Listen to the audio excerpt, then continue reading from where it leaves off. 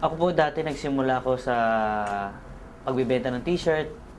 Yun ang unang-unang ko naging negosyo. Nilalako ko lang yan sa mga kaibigan, kamag-anak, kapitbahay. Ang buhay namin sobrang simple. Simple in a way na hindi ko mako-compare yung buhay ko before and to now.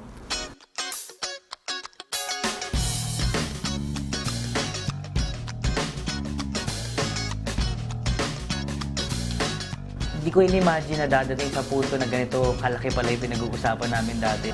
Nagsimula lang sa isang table na lilima lang kami, I think 6 lang kami, na yayaman kami. Alam namin kikita kami pero hindi ganito kalaki. Dito na nakukuha ko yung mga pangarap ko, dahan-dahan, yung mga sasakyan na dating laruan lang, dati litrato lang, dati pinupuntahan ko lang sa mga bahay-bahay ng mga kaibigan ko, tinitingnan ko. Lahat yun nagkaroon ako sa V-Mobile. Pati yung dream na condo ko before na sa Fort, dumadaan kami doon, sabi sa sarili ko, one day magkakaroon ako ng unit dyan. With V-Mobile, nagkaroon ako ng unit.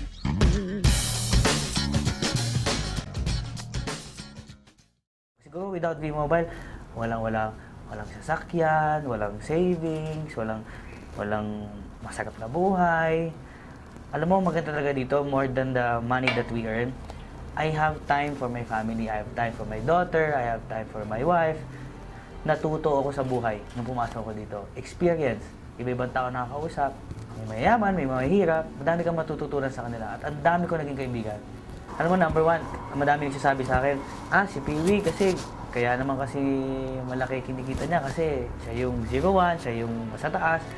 Alam mo, all I can say, hindi po posisyon ang nagpapayaman sa tao. Number one, attitude.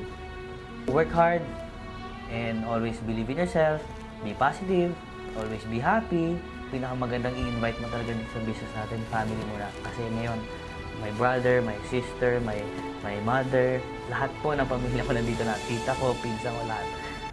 Yung sapatos na suot mo bago pumasok ng V-Mobile, always remember that shoes. Huwag mo kakalimutan.